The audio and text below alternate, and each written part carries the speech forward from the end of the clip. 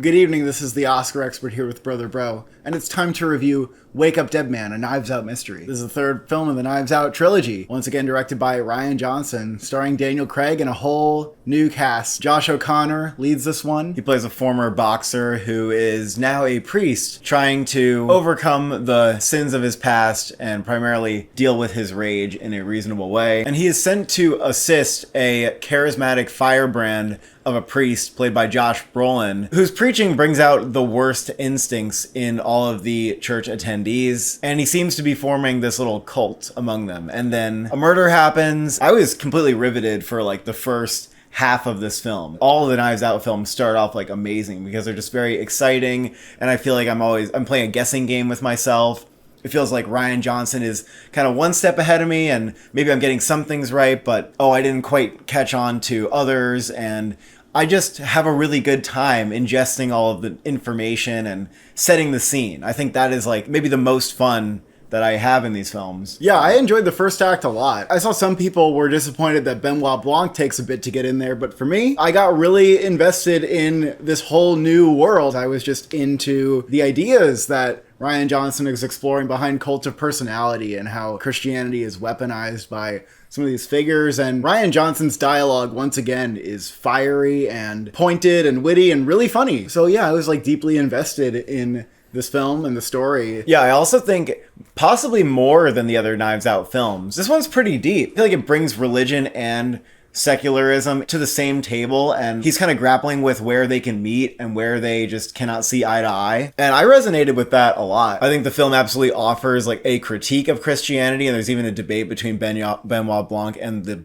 priest here over religion and its merits versus secularism. And I think it might be the film's strongest aspect, that the way it reconciles those two things was very thoughtful. And it also has no shortage of social commentary for our modern political climate, which is not very subtle whatsoever. And I kind of love that he's bringing politics into these films and that they try to encapsulate our times and our culture. I was just mostly having a blast with this film. I like that Rian Johnson with these movies doesn't feel like he's just trying to serve like this franchise or serve fans of it, but he's using it to explore new stories and new ideas that are just deeply on his mind. I think, though, that as we approach the end of the movie and we get into the explainer section, of course, I'm not going to spoil a thing for you, but I think with all of the Knives Out films, I've sort of felt that as we unravel and just tell you, what really went on, I sort of cool on the movie because it puts it all out there.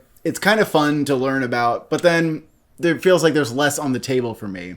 And I did feel that a lot of the setup and some of the deeper ideas developed in the first act didn't really go that much further in the rest of the film. I disagree a little bit that the ideas didn't calcify by the end, but I definitely felt that the explainer portion was overwrought. Because I loved trying to solve a good mystery, I felt after the explainer that there was actually no way any person could have unraveled the mystery on their own or even been close to it because it was so damn complicated. I feel like he was trying to top himself from the other movies and just like how complicated he could make it.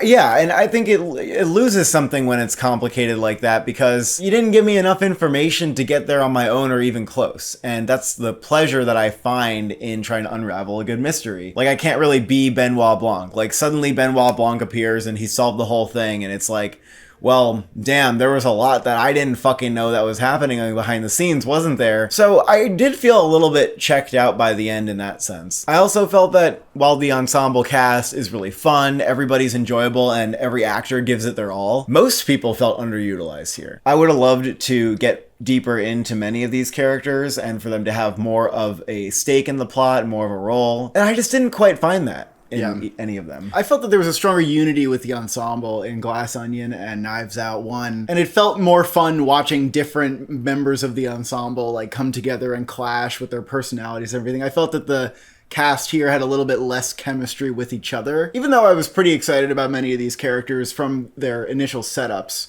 But yeah, I do agree some of them felt kind of underutilized, and maybe that's because it seems more focused, I think, on a central character here with Josh O'Connor than maybe the other movies did. I mean, Josh Brolin also gets a lot of focus, and even Glenn Close has her moment. It's not that every character doesn't get their moment, but like Kelly Spaney, Andrew Scott, those are just some of the actors who I felt like, I really would have this another scene in there. I would have liked them to come into the story more. Kerry Washington. I really like Josh Brolin here, though. Yeah, Josh Brolin was a lot of fun here. Daniel Craig as Benoit Blanc is always a total joy to watch. You can't help but love this character and his quirks and his dedication to just solving a good mystery. I also thought this was visually the most impressive of any of the films. Some of the lighting and the compositions here were pretty stunning, and they even use lighting as like a motif in a lot of scenes where characters are inside a room and you can see the light from the outside kind of get overcast with a shadow. He also leans into a sort of gothic style with the production design, like with the church. And I really like that the Knives Out films, though contemporary,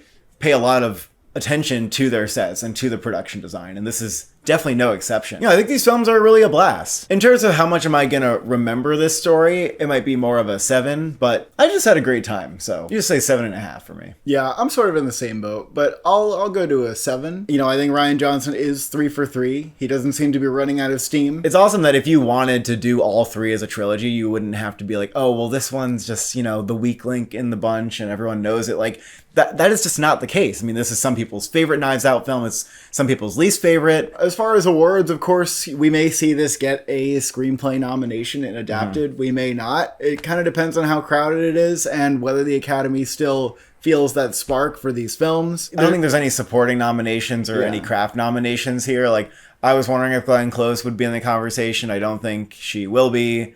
I think it's really just adapted screenplay or nothing. Yeah. But I don't think that we're going to see a casting or ensemble nomination either.